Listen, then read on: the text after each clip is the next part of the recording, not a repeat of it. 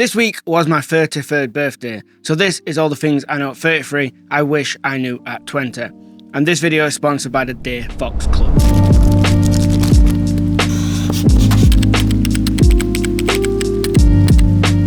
Now this should be one of the most encouraging parts of being a creative. We are constantly looking for new clients and projects, but it only takes the right one to change our entire journey. A good example of this is, over the years, I've landed one client that has doubled my revenue in just a year. I've tested this theory out many times. I've even created videos on it. I've run tests on it. And every single time I always lean into the same conclusion.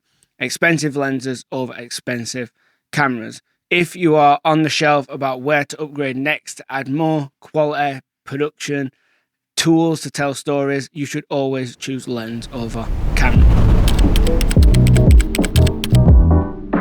Now this one does not get talked about nearly enough. This is so important. It does not matter whether you are Roger Deakins or just starting out. If you don't have the time to get the shots you need, you are not going to get them. There's nothing worse than when you're on the project and the day is just running away from you. You're cutting shots, you're getting frustrated. You're just chasing a losing battle. So, great videos are made by great schedulers.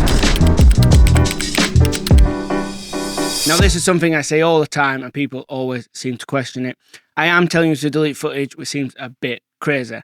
But this is not for some passion project or short film that you're making. This is simply if someone is paying you to capture footage, producer, director, business, promo video, whatever it is not your responsibility. Keeping footage is expensive. Online storage is expensive. So just get in touch with them when the project is finished and say, what do you want to do? Do you want me to send it here or shall I just delete it? And for your own use, just keep a high-res version of the finished edit so you can re-edit that for your portfolio and showreel. I know we all love expensive cameras and expensive gear, myself included, but the fact of the matter is, it is what's in front of the camera that makes the footage look expensive. It's all about set design, what clothes are being worn, makeup, you know the drill. All that stuff is what makes your footage good, not the camera or the lens. Now, obviously, perfectly exposed footage is always going to win here, but as you're starting out, you may not have enough lighting, or if you're on a run and gun project, a documentary, a wedding, anything like that, you may be faced with a problem of there's a window in the background and someone inside a room, and you've got to choose whether to expose for the inside, overexposing the window, or expose for the outside, underexposing the subject inside. I always find that it looks much more cleaner and cinematic to underexpose your footage. I guess this one really can depend, and I'm talking in general terms for the average project, but we constantly chase higher budgets thinking that that is where we need to be and that is what we need to do, as that's where all the fun equipment is and we can shoot more days, etc. But the fact of the matter is, what I found from 15 years of doing this is that the lower budget ones are simply just more fun. We need to say this one louder for the people in the back because this causes so much drama on the internet. But what is the best camera for me is not the best camera for you. You need to kind of look at what people are doing with their tools and kind of think, am I going to be creating the same thing? Because if not, then their opinion, their view, and whether that camera is good or bad is totally valid. This one may make a lot of people upset, and I wish it was not the way, but it is just simply true. We have all seen that portfolio online that is worse than your portfolio, but they just seem to be doing more work, more projects, more clients. That is simply because business skills will take you further than filmmaking skills. Now this one takes a little bit of time to realise, pun intended, but when I was starting out my journey, I would do absolutely anything to save the smallest amount of money or even just improve the project by 1%. And at the end of the day, you should use AI wherever you can, use pre-made assets, take that subscription that you need to take. These are so inexpensive, and even outsource when that becomes available to you, because nothing is more important than time. Taking me nicely onto the sponsor of this video, which is the Day Fox Club. If you want high quality, incredibly easy to find sound effects and music, then you are in luck.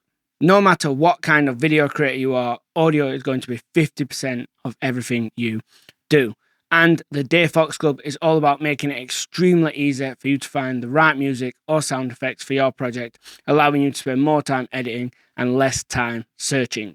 They only have one membership available to keep things really simple, and this membership will cover you for all the social platforms, cover you for paid ads, client work, website work, and even podcasts. All this and their membership starts from $10 a month. But to make it even better, if you use the link in the description, you will get a further 25% off their annual plan, taking it to the value of like a large coffee per month, which is just insane. Now let's get back to the video. Now this is simply down to control.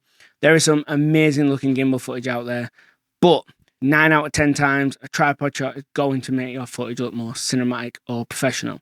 It's simply down to just being able to lock off your shot, focus on lighting and framing, and with a gimbal shot it's just a bit overused and hectic. So don't be afraid to use a tripod. You're not going to be able to do this video stuff all by yourself. It is a team effort to create amazing video. So when that moment does come, or if you are someone who is already doing this, just make sure to hire people who are better than you. You can network with them, they'll put you on jobs they're on, and you will learn. Now what's better than creating something and learning at the same time? This can be a bit of a two-sided coin and you really do have to be careful, but go inside your editing software, load in frames, compare your best work to something similar. So if it's a commercial, find the best looking commercial you can find. Compare them and you will be so surprised at how good the other work appears to your own. You will ask yourself so many questions and it will keep your ego massively in check. And this is a great opportunity for growth. A bit of a strange one, and I'm not talking about like a studio or a white site. Then things look really good and have their purpose. What I'm talking about is when you are on location and you may be in an apartment block or somewhere like that, anywhere you're outside and there's just a large white wall. I don't even know why this is, but it always looks really bad. Place interesting objects in the frame, throw it off angle, but just try not to film against a large, flat, white wall. Now, when I was 20 years old and I started out my filmmaking journey, I had really little lighting available to me. And what I would do through inexperience, I would enter a location and I would try and light the room the way I wanted it, instead of looking where the natural light was falling in the room and just kind of emphasizing where it was coming from. If you just roll with it instead of fighting against it, your lighting will be 10 times better and also 10 times easier. Low light cameras have become incredible in recent times and it has made us lazy filmmakers. And it's so tempting to wind up the ISO instead of reframing, relocating or relighting your shot. There is many negative things about this, so I'll not dig too deep, but try not to be lazy and wind up the ISO. Try find a better location or just light the current one better. Now this is more of a reminder than a lesson, but I am guilty of neglecting this. I turn it off all the time and forget to turn it back on my monitor. But the rule of thirds is just an incredibly easy way to get fantastic composition across your shot. Now this one can be a big mistake a lot of people make. You find people that inspire you and are just doing really well and you think, I want to be just like that person. But you do not want to copy what they are doing now. You need to ask the question why they are where they are. And you need to find out what they were doing in their first year, what they were doing 5 years in, what they were doing 10 years in. Just look at yourself and find out what they was doing when they was where you are. This was a recent one for me, but it is absolutely game changing. We've all seen those entrepreneurs online doing the time blocking and people started using them in vlogs and stuff where they're skipping through.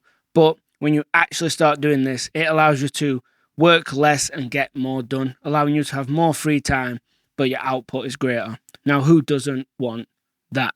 And the next way you should be spending your time is by copying the way that the pros get amazing looking footage by watching this video right here.